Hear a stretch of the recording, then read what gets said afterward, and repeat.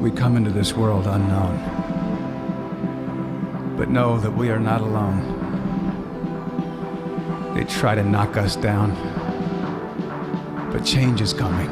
It's our time now. Hey, everybody loses it.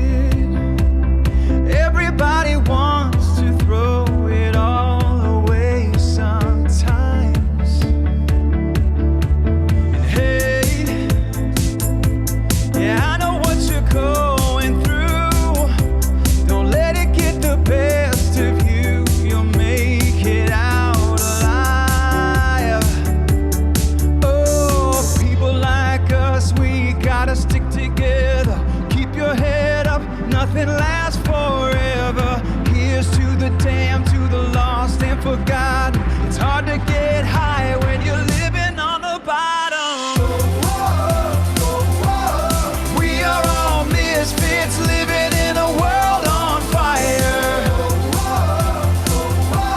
Sing it for the people like us, the people like us. Hey,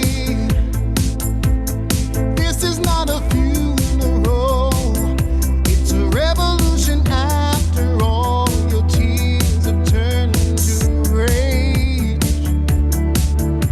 Just wait, everything will be okay. Even when you're feeling like you're going down in flames. Oh, people like us, we gotta stick together.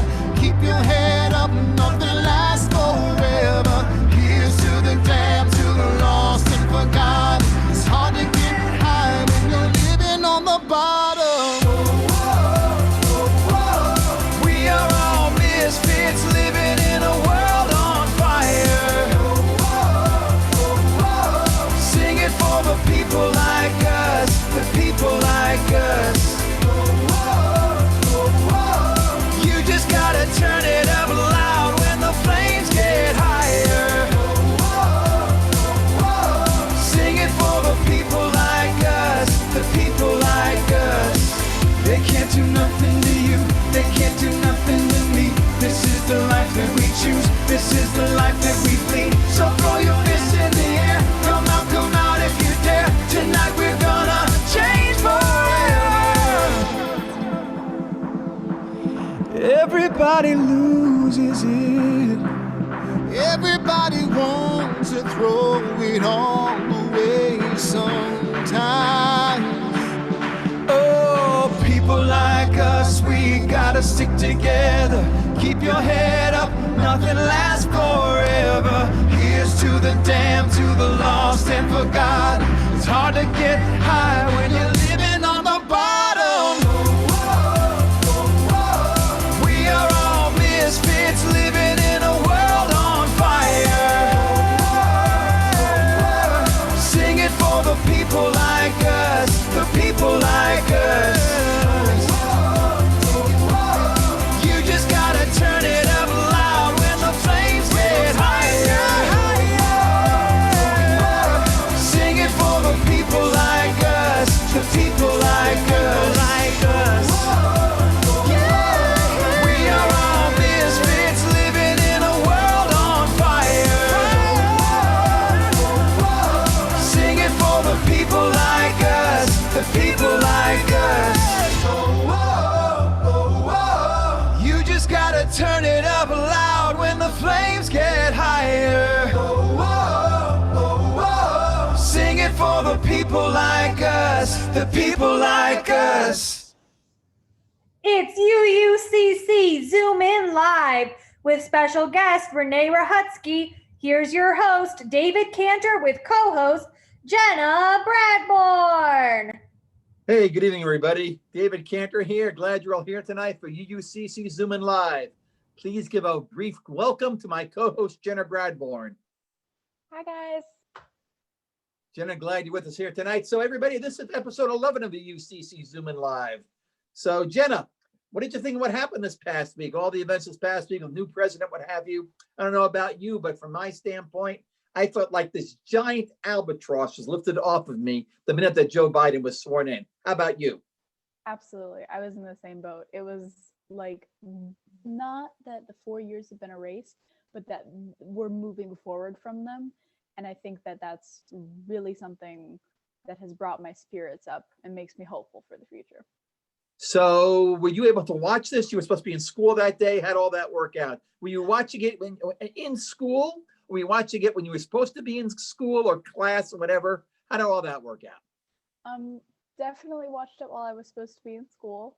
But I got most of my work done before the inauguration happened. So I was a good student, but not a good participant in class. We'll just say that. Okay, that's fair to say. Okay. So you're done with your first semester now, right? Now you're into second semester. Yeah. So you survived semester one, obviously. You must have done well enough because you're still doing the show. Yeah.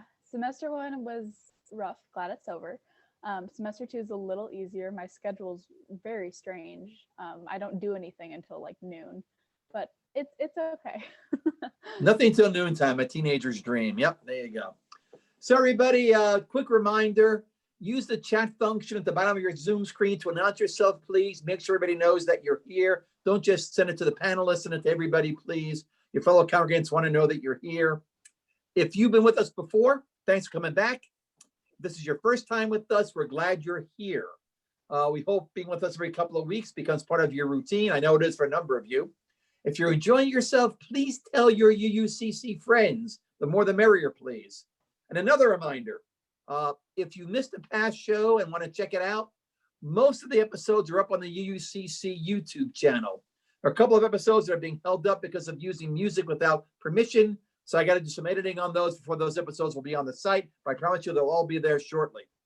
Now, some of you were with us this past Saturday night when Allison Basham and I hosted the first UUCC game night. So a bunch of your fellow congregants served as game hosts, and those who attended had a really good time. In fact, before I could even ask the question, the participants asked that we do it again. So if you were there last time, come on back. We're going to work out the details. If you were not there, please be on the lookout for another game night sometime in March.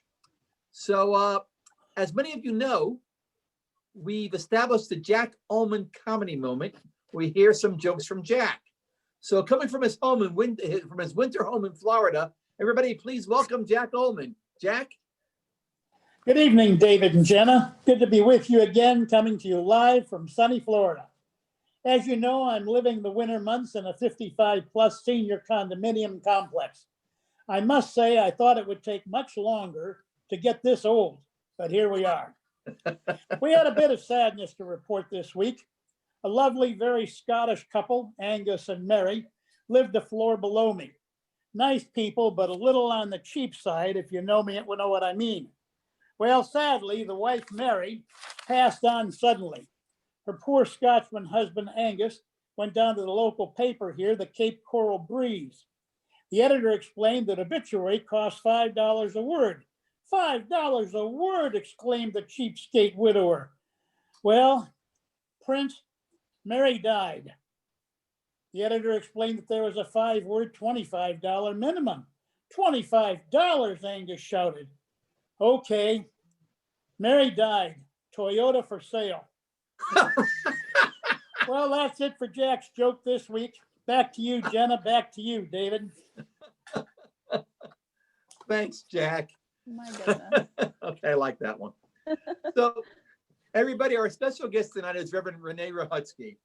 Renee serves as a Congregational Life Consultant in the Central East region for the UUA. That's the Unitarian Universalist Association, for those of you who don't keep track.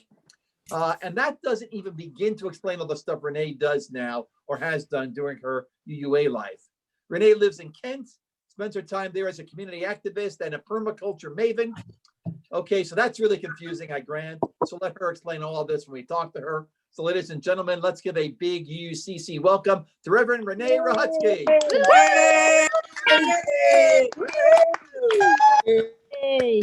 Well, Renee, your adoring public has spoken. How are you doing this evening? Thanks for being here.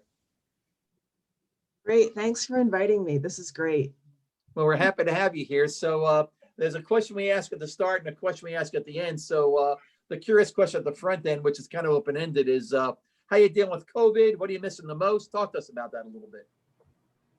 Well, I am an extrovert, so COVID's been pretty hard on me. My husband's an introvert, so it's been hard on him as well. But I've been finding ways to connect with people with walks and things like that. As you mentioned, I'm practice permaculture, and so our backyard is almost like a little park. So even when feel like I'm at home, I can at least walk around our yard and see what's blooming, at least in the spring and summer and fall. See little critters, things like that. So that's really helped me quite a bit through COVID. So Renee, this wasn't on my initial question list, but I'm going to share this with folks.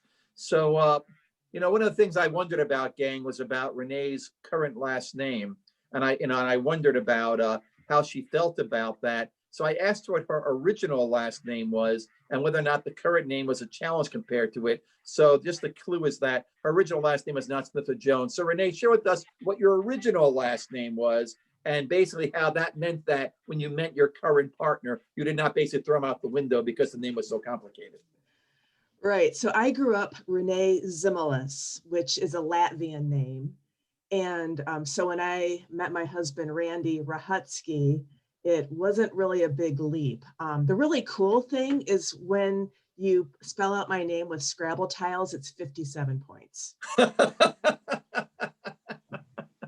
So Renee, let's go back. Let's go back to the beginning, Renee.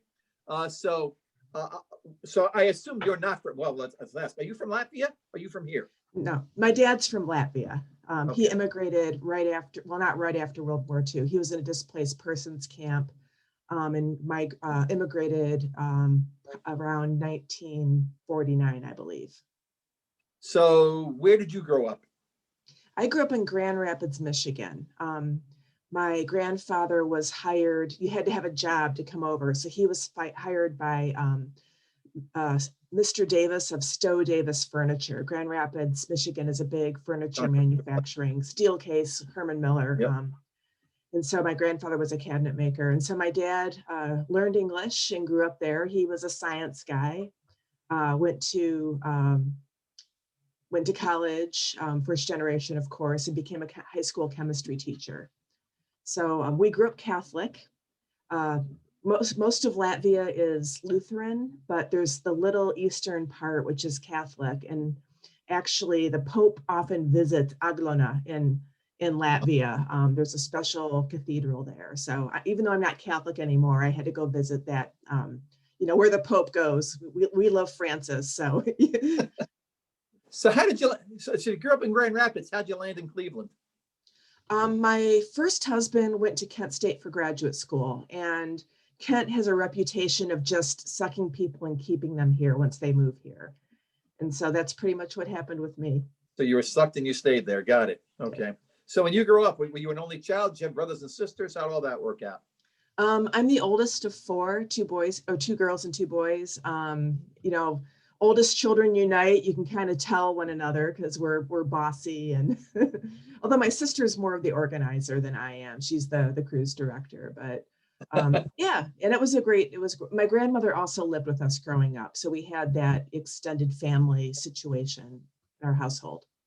So when you were younger, did you go to church routinely? Was church a big part of your family life? How'd all that play out? I went to catechism, CCD, which was a weeknight, and I did all the regular Catholic stuff. My aunt was actually a nun, and she left her order and married a priest, and they were actually on Huntley and Brinkley when that happened back in the day. And then I had another aunt who practiced Eckankar, which is this kind of new agey religion with astral travel and stuff like that. So even though I grew up Catholic, I knew there were other options other than the standard. So once I became an adult, I tried a church, and we called it the Holy Spirit 500 because everybody parked facing the exit and the whole parking lot cleared out in 5 minutes. And so I was kind of looking for community, but that wasn't really happening at that particular church. So I stopped going to church at that point. So how'd you find UU? Well, actually, I majored in history in my undergrad, and I took a class called America, Social and Intellectual History. And I learned about Unitarians and Universalists in the 19th century. And so Did you really in school? I did. Yeah, at college. Yeah. Wow. I mean, it's about, religion, history, religion, and politics, and social movements and things like that. Come ask me to preach sometime about the burnt over district in Western New York. It's a fascinating story. Anyway, so I learned about them. And of course, there was a UU church with a wayside pulpit with the really interesting titles and a female preacher. Like, how does that work? So once I was church shopping when my son was 3, I decided, well, I want to do Christmas without just Santa. And so I decided to go church shopping, and I still just got stuck with pretty much just Santa, but we got a church out of it. So was that a UU church in Kent, and you still go there now, or? Yes. Yeah, I started going in the fall. By March, I think I signed the membership book in March. And then I was moderator in June, which is the president for Universalist churches. So I jumped in with both feet.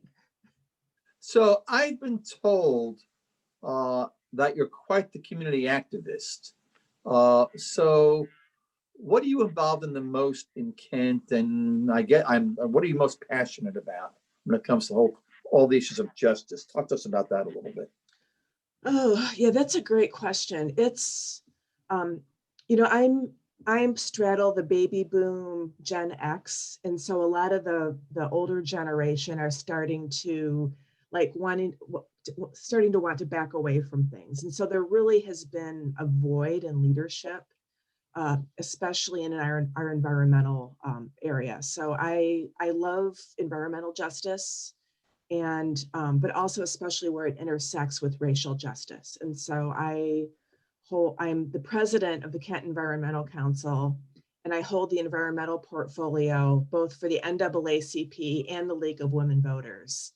So there's a lot of opportunities for collaboration across different issues and things like that. So, I help to organize all sorts of different things. And because I'm technologically competent, I'm often called upon to run a meeting here or there. So I'm often the Zoom tech person. Like for the Martin Luther King breakfast, I was the person running all the technology. So yeah, I need, my goal is to train more people. So we have a whole bunch of people doing the work. So you don't want to be loved just for your techno knowledge is what you're saying to me. No, I'm definitely more of a community activist about working with people. The technology often gets me in the door. So when you became a UU, when did it hit you that you were being called to ministry, that this is what you want to do as your life's work? What happened to make that light bulb go off? Oh, that's a great question. I was Excuse me, moderator. audience to note that we've gone through only 5 questions. You said that's a great question twice. Those of you who don't think I'm interviewing well, there you go. Thank you, Renee. Keep going. You're welcome. You know where to send the check, right? That's right.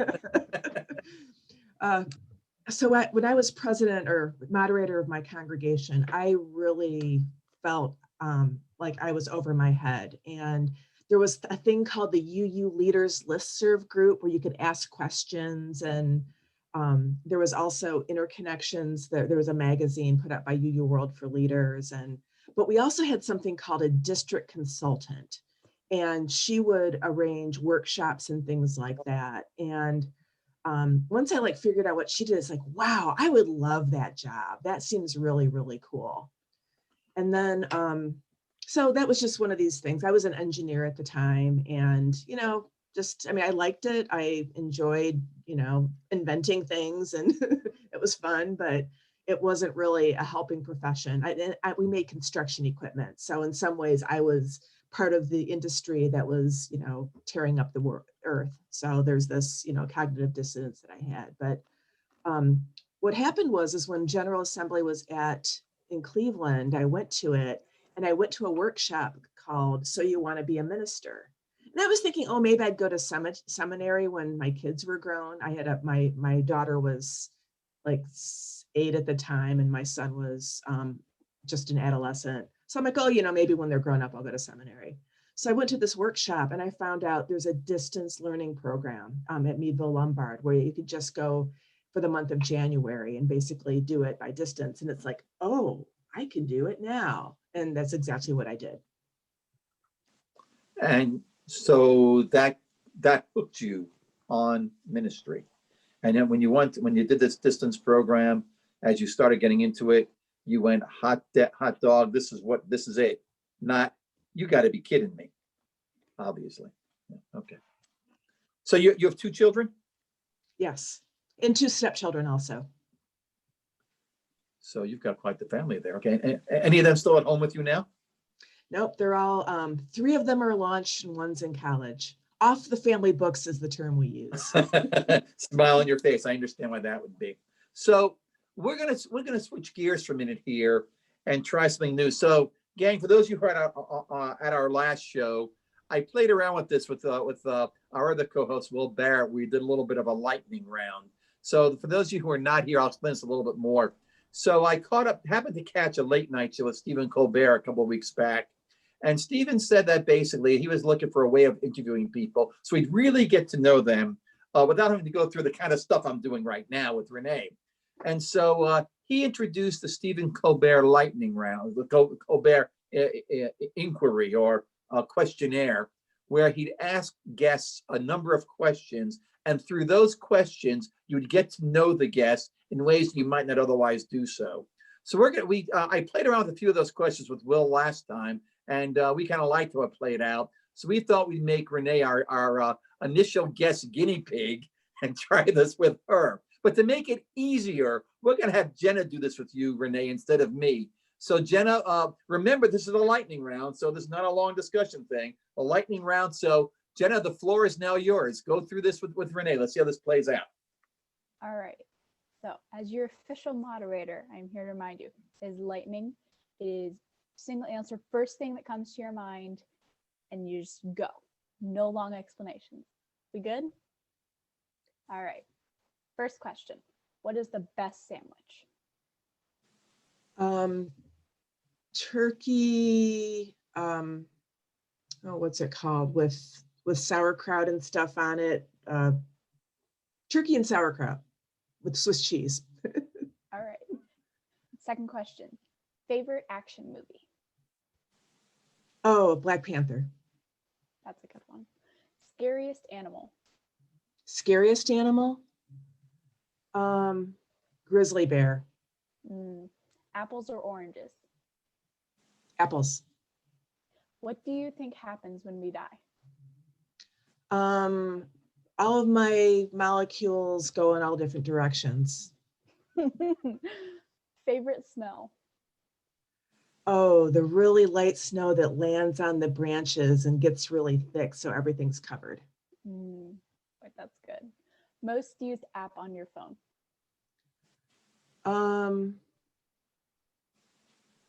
Probably email. All right. One song to listen to for the rest of your life. What is it? When the Spell is Broken by Richard Thompson. All right. Last one. Describe the rest of your life in only 5 words. Foraging, fruit, and nuts daily. Excellent. That was outstanding. Well, Renee, you're going to be a hard act to follow for our next guest when we do this with the next person who guests on the show. That was really good. So when Colbert did this the first time, he did this with three unknown people named Tom Hanks and Meryl Streep and George Clooney. Clooney. Yeah, with those three. And Tom Yeah, Hanks real said that B-list. the one song he listened to for the rest of his life was "We Got the Beat" by the Go-Go's. And Hanks literally on the show recited the first lyric to the show. It was very impressive. It's kind of fun. So that's the song he wanted, though. So Renee, so how did things work out? Let's go back to some more traditional things people might want to know about. So how did things work out for you to become employed by the UUA? Well, I was on the district leadership development committee. So we did a lot of planning of workshops and things like that. And I was really interested in organizational development. So this job of district consultant was going to be my dream job. And about the time I was finishing seminary, our district, which is Ohio Meadville District, got together with 3 other districts and decided to hire 3 district consultants. One for growth, one for faith development, and one for leadership development. And I put my name in for the leadership development job and got it. So the day before I was ordained, I was offered the job. Clearly, you're supposed to be doing this. That's the way it feels. Right? No explanation about it, right? When the winds swirl and pop around like that, clearly you're supposed to be doing that. So, we talk about this by, if you look at your webpage, you do an awful lot of other stuff also. So it seems like you wear an awful lot of hats there. So talk about that a little bit with us. Yeah, it's pretty cool. I work directly with congregations. So, I'm your congregation's what we call primary contact with the UUA. So I'm your State Farm agent that you call me if you want to review something, or if, something catches on fire, or you fired your minister, all sorts of things you'll come to me for. But I don't know what you're talking about. But I also do a lot of proactive things about helping congregations be awesome and healthy. And so I talked a little bit earlier about the lifeline of the UU Leaders Listserv and the interconnections. So the other thing is I'm an information project manager kind of person. I did a lot of project management. And so when the World Wide Web happened, I really saw the amazing potential. Like IMDb database, right? I used to have a book, to look up movies that had indexes with actors and stuff. And Yep. seeing what you could do on the internet with all this great information and, and indexing it. So I always had a dream of doing something like that on the UUA website. And that's kind of what I do part of my time. There's a thing called Leader Lab, it's a lot like Worship Web. It's a bunch of leadership resources that you can, if you want to change your governance, there's 4 different governance options you can look at.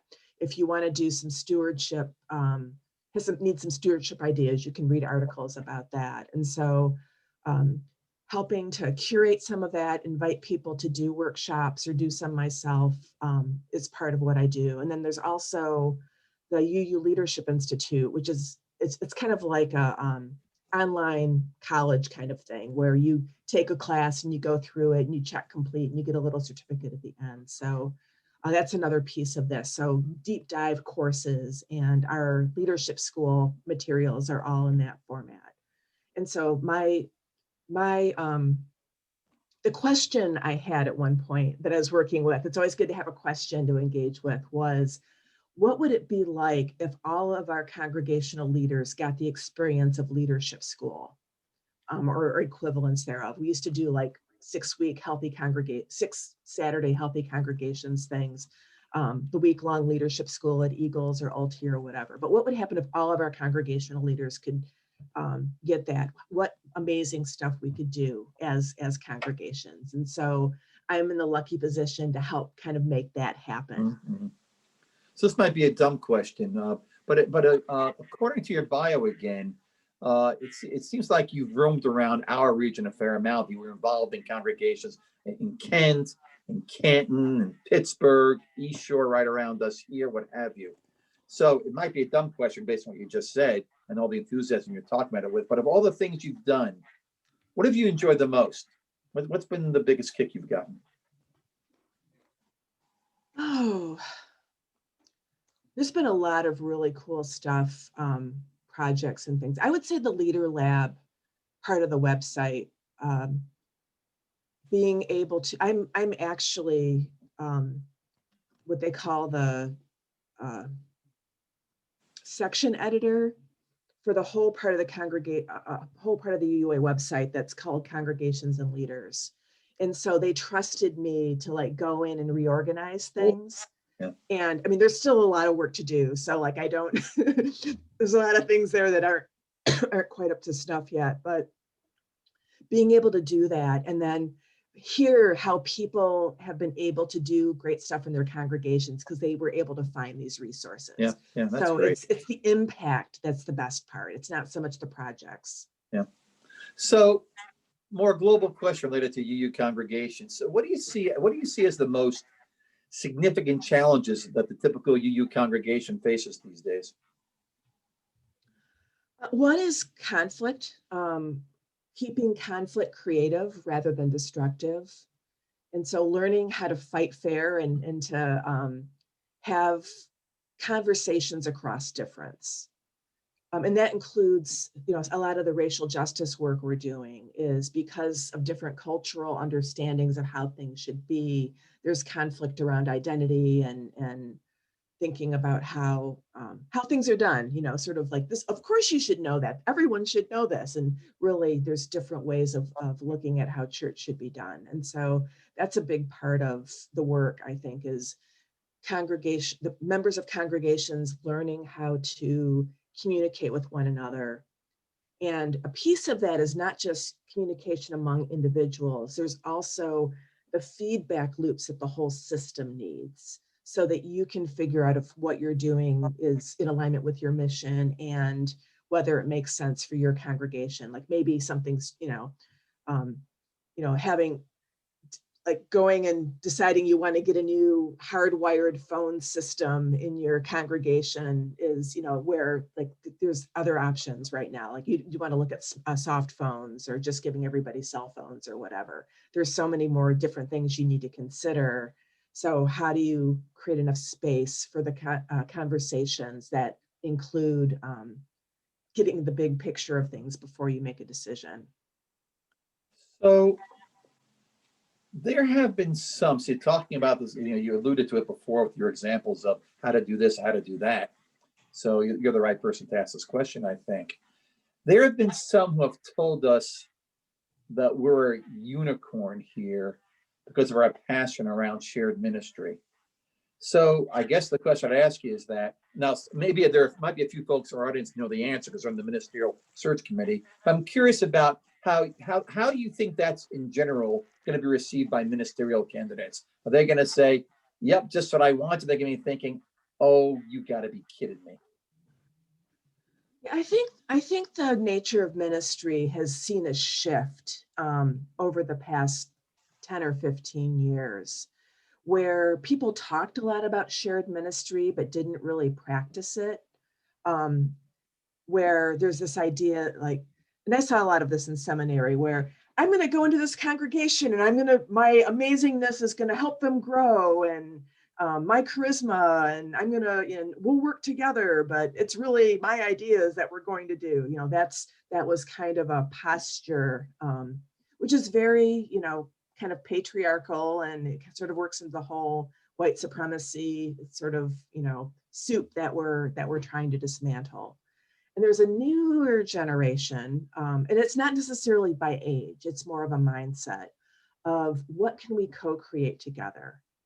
And so in between those two like poles of experience, of co-creation, the creative interchange, and this one person or one group is going to figure everything out and everyone else is going to listen to what they say, are different shades of things, which I think is probably what you've experienced. And so there's, as I was thinking about this question, I'm thinking about, like, imagine, we're going to build something with Legos together.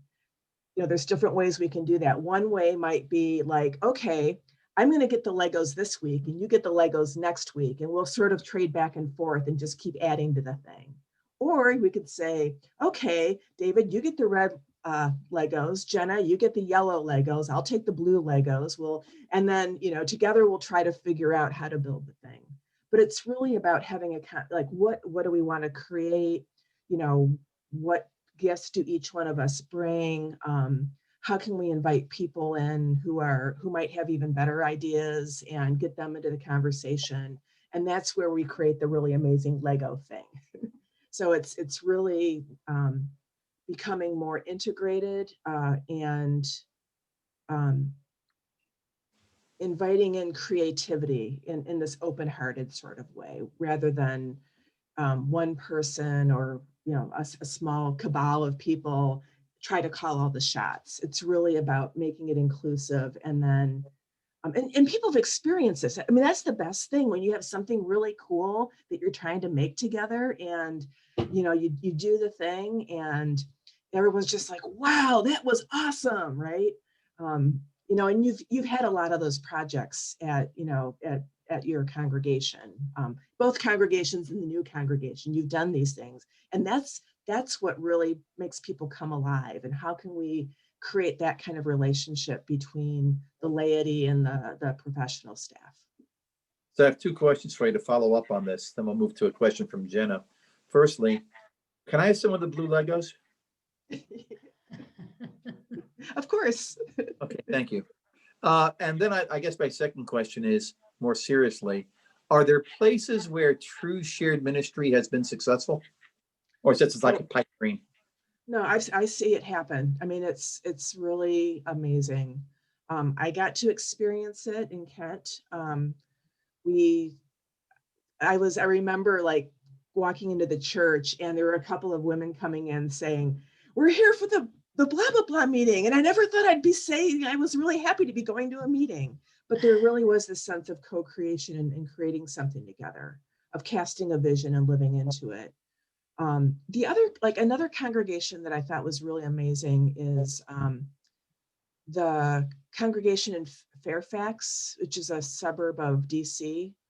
Mary Catherine Moore was the minister there for a while. She's had different roles in the UUA, but she had like ministers, like all the ministries actually had lay ministers that were liaisons between the different ministries and the staff. And so there was this we have commissioned lay ministers in the Ohio Meadville, but this was kind of an internal thing. And there's this sense of stewardship toward the congregation that this group had. So there's an empowerment that happens, but the empowerment is in service of the mission, not in service of individual egos. So yeah, it really can happen, but it really has to, there has to be really a covenantal relationship.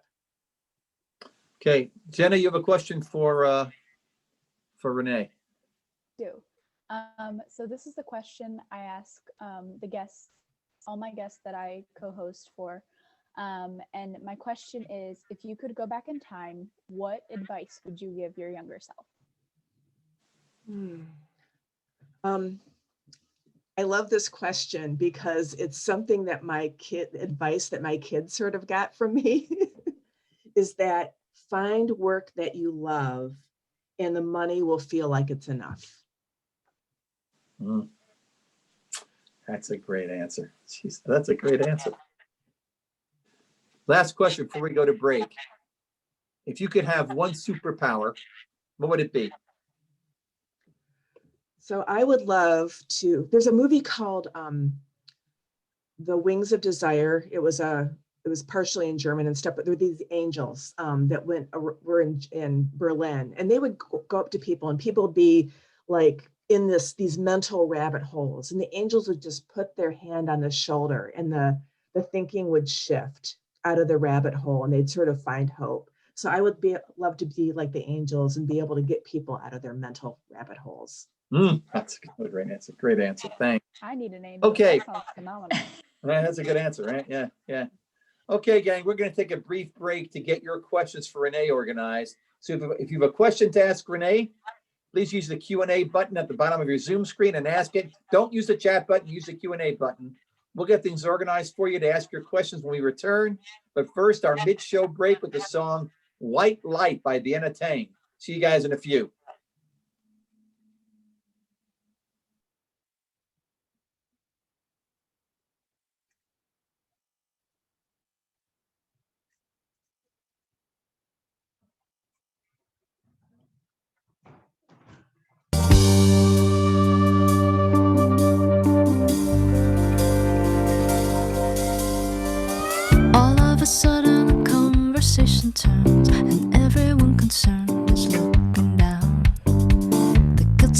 party is right here in the room, but no one can assume the higher ground.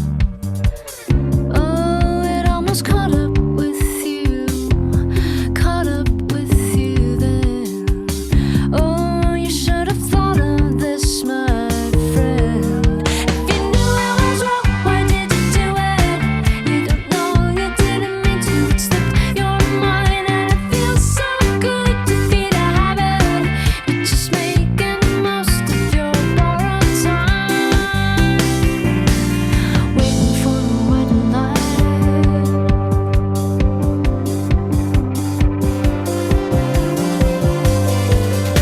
So heaven on you, swear that you'll be good to everything you should. You know the facts, but in the morning you're back to petty needs, tragedy receipts to photographs. Oh, it hasn't caught up with you, caught up with you yet. No, it hasn't taught you when to quit. Well, if you knew it was wrong, why did you do it? You don't know, you didn't mean to. It slipped your mind. Is it okay because everybody does it? This whole party is rolling on borrowed time, waiting for the white light.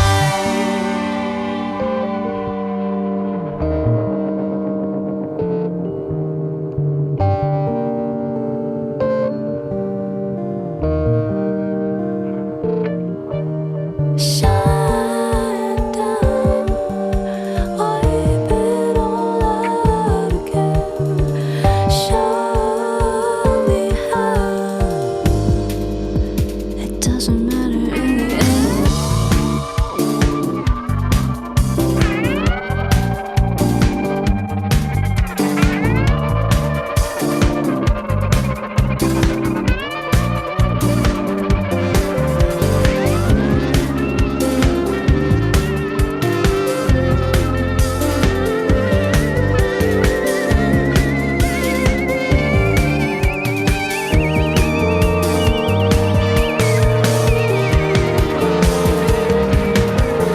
If you knew it was wrong, why did you do it?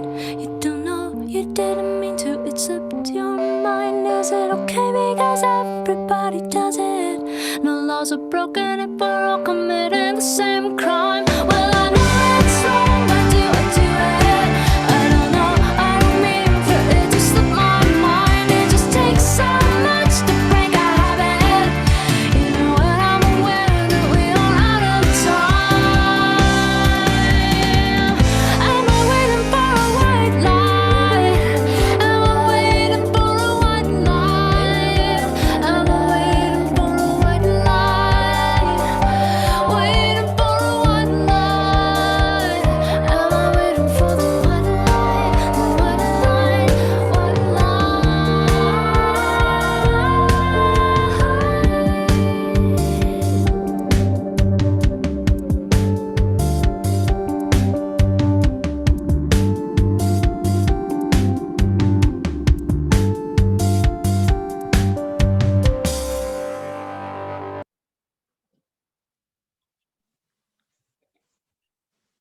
And we're back. That was a terrific song called White Light by Vienna Tang. So, so there are a lot of terrific things that happen as a result of doing this show. One of the best of them is I get recommendations for music to listen to from artists I otherwise would never have heard of. And Vienna Tang is one of them. This song was a Renee suggestion. So Renee, how did you discover Vienna? And did you help her get her first recording contract? No, she's been around for a while. We were at another concert and she was the opening act. I think it was Eddie from Ohio that we saw. So she opened up for them at the Kent stage and we were blown away by her. She had one of those machines where she like recorded herself and looped it over and things like that. It's the first time I had ever seen that. So yeah, she's just amazing. Wow. So you ready to take some questions from the audience? Yes. Outstanding. Okay, so our first question comes from Mary Schautzman. Mary, you're on with Renee. Okay, Renee, I know that you have an electric car, and I'm wondering how you're doing, and do you ever get out in the booth and get beyond range and get stuck? How does that work? So part of the electric car calculus is having a sense of how much range you have. It varies with temperature. And so I've only gotten stranded once, and it was because I had the heater on, and the heater, and I wasn't paying attention. I was actually coming up to your church building, and someone else was plugged into the charger. And I thought I could get home. Anyway, I drove to a charger and the charger didn't work. And so I had my husband come pick me up. But normally we plan ahead of time. And we actually have a Fiat 500e, which has, in the summer, we can have about 120-mile range if we take back roads. In the winter, we have more of a 60-mile range. So we just go places that we can get there and back, or make sure there's a charger on the way. We're planning to buy a Chevy Bolt with a B. You can get a used one for like $12,000, $13,000 now, and they have more of they have a 230-mile range. So I was going to say, at 60-mile range, you got to really like Kent. And we can get to the Cuyahoga Valley, so we do a lot of hiking in the valley. Next question from Mary Ellen McNulty. Mary Ellen, you're on with Renee. Hi, Renee. How are you? Hey, Mary Ellen. Good to hear you. Okay. So you always seem to be looking at the next thing you want to be able to do. You know, the next job, I'd like to do that or whatever. So what's the next thing? Wow. You know me pretty well. I'm working on this thing called retooling for new realities, which is taking a lot of work. It's getting congregations working together. But I think actually, my son just got engaged, so I'm kind of hoping grandchildren might be the next thing. Hopefully he's not listening. So fun. So fun with the grandchildren thing. Yeah, that's what I'm hoping. Our kids are getting around that age, so that's my hope. But probably just more of the same, more of this, more ways for congregations to live into their potential. Laura Yarbite, you're up next with Renee. Great, Renee, it's so good to see you. I'm gonna ask two questions. One's kind of a quickie one, and then another one. So, what is astral travel? And the other one is, I so appreciated your work with our congregation with restorative circles. Have you done this with other congregations, and has the model evolved? Okay, so I'll do the shorter one first. I don't know if it's any easier, but my understanding of astral travel is the way my aunt described it. She described when my grandmother died that she was able to accompany her when she crossed over. And so there's it's kind of a transcendental meditation where you can focus that energy in a way, or that experience in a way where you're actually communicating or interacting across time and space, or at least across space.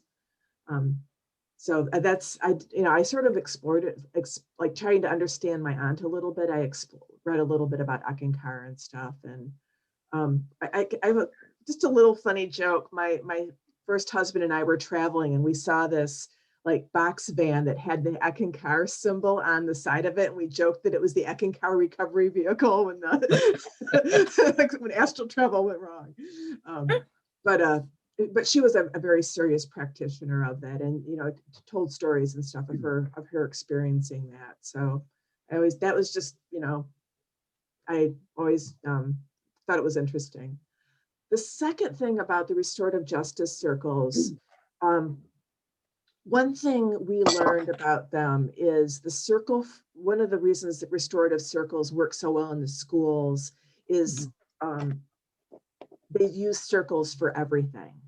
And so everything's done in rounds and things like that. And so what we kind of decided to do is really focus on all kinds of circles, so that the restorative circles feel more of a piece with what congregations are already doing, and that conflicts can be handled a lot earlier in a conflict rather than, having someone like me come in and help people work through a really big conflict.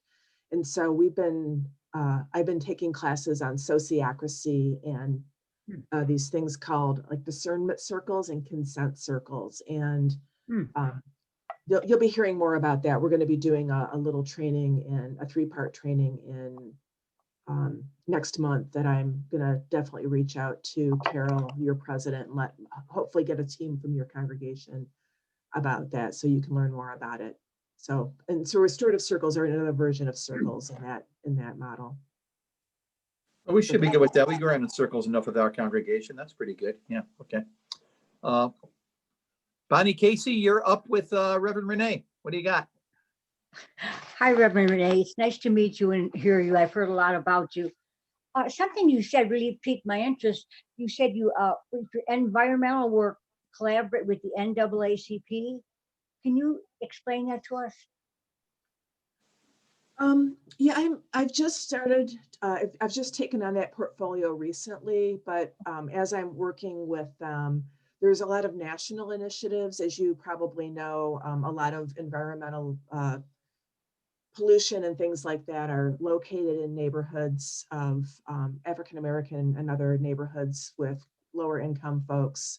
So it's paying attention to some of those things to make sure that all of the neighborhoods in a community, at least at the local level, are cared for and considered when environmentally impacting decisions are made. And so helping to give a voice to that, but just understanding what environmental racism is and how it plays out, and what we can do to interrupt it. Is that been happening in Cleveland too? I'm sure, yeah, in Cleveland, probably even more so. I mean, a great example of environmental racism is what happened in Flint, Michigan with the water. Water, yeah. Yeah, and there's similar things happen in other communities around, but that really grabbed the headlines. Okay, thank you very much. Thanks for asking. Nancy King Smith, you're up with Reverend Renee. What do you got?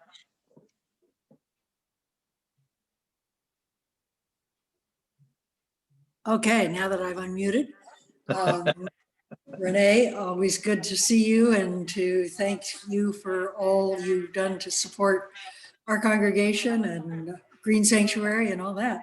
But you've done a deep dive into permaculture. And of course, we have our permaculture garden that connects to UU values. And I'd like you to tell us more about how you see the connections between permaculture and UU values and environmental justice and all of that. Wow, you'll have to invite me back for a sermon or two for that question. One of the things I really loved about permaculture is this idea of it's based on our mutual relationship with nature. And so I did a blog post last summer about nature is beloved, how if we look at nature in an I-thou relationship, permaculture in a spiritual level is doing that. And so the I-thou relationship we have with one another when we're in covenant and our relationship with nature is to really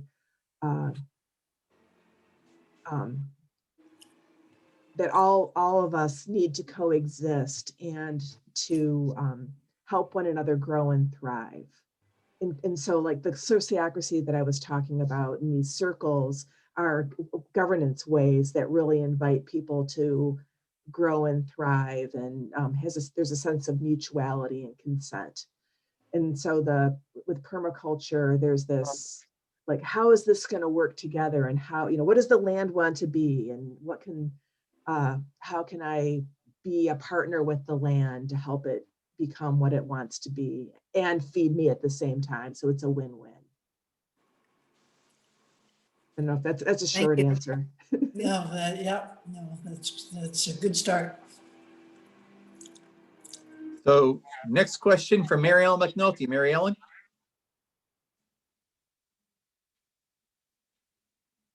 Can't hear you, Mary Ellen. I know I was muted because I don't want to have the dogs barking in the background. Hello. Renee, what do you do for play? Oh, well, I love to go out in nature. We like to go backpacking. I like to travel when I can travel.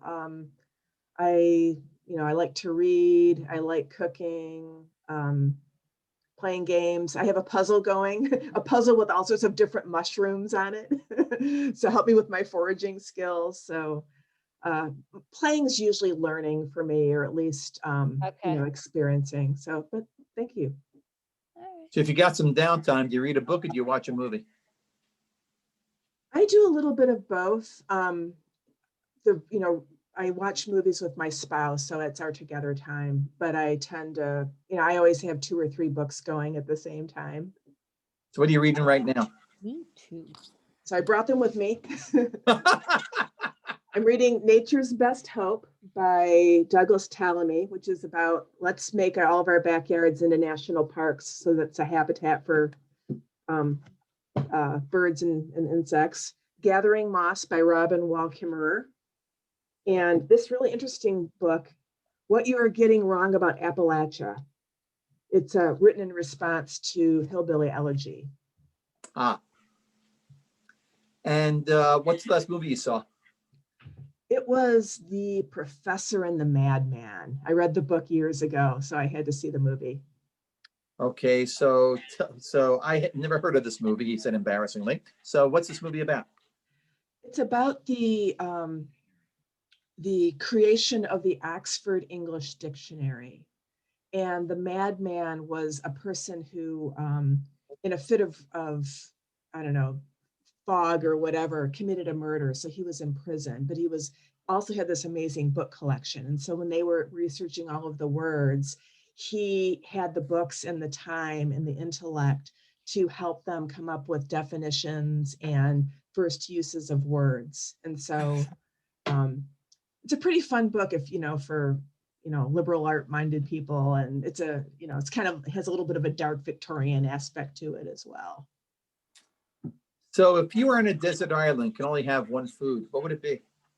Oh, pasta. Never get sick of it. Never get sick of pasta? Any particular kind I of could pasta? forage everything else. That's what I was thinking too. Any particular kind of sauce, any particular topping? Anything mixed in? I like pestos quite a bit, but we do a red sauce a couple of times a week. We grow tomatoes and have them canned, and so it's always a quick dinner. That's great. So Renee, thank you so much for taking questions for our audience, and thanks for being with us here tonight. So normally right now we'd be reading emails and texts from the audience, but we didn't get any tonight for tonight's show, so we've got nothing to read. So for future shows, if you have something to share, please send it to zoomin@uucleveland.org. That is Zoom-In, ZOOMIN @uucleveland.org. And of course, as I said before, we get good questions in. We'll give you one of our fancy UUCC Zoom-In Live mugs. Renee, I owe you one of those, so I appreciate that. So everybody, I want to thank Renee for being our special guest tonight. Jenna, what's going on with our next show?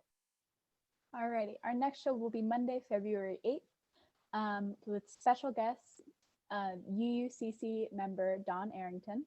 Don is a member of our ministerial search task force and was a member of our strategic planning task force and served as a first U representative of the reunification task force. Lots of task force.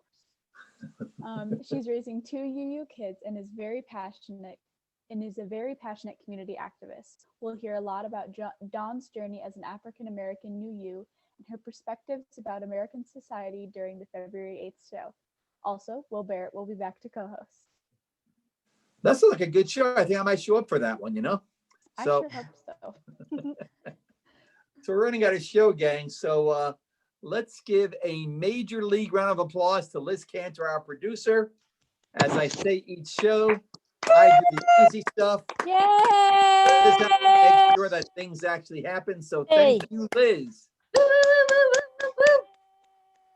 And a little change. If you'd like to catch up with your fellow congregants after the show, Just stay right here for a chance to chat with your fellow UUs. Liz will get you squared away following our wrap-up music. Just look at the chat thing and she'll tell you what she's going to do. Speaking of which, we're going to leave you tonight with a personal David Cantor favorite. Near the top, I have a list of my top 150 songs. This is near the very top of the top 150. This song is Help Me by Joni Mitchell. And Mary Ellen would tell you I should play that song twice a day at least, if not more than that.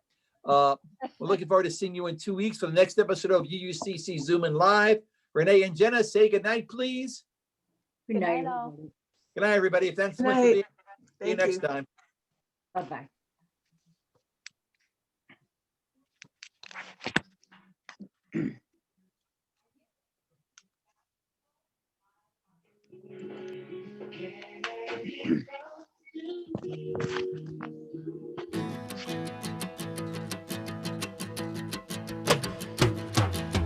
Help me, I think I'm falling in love again. When I get that crazy feeling, I know I'm in trouble again. I'm in trouble, cause you're a rambler and a gambler and a sweet talking ladies man. And you love your loving, not like you love your freedom.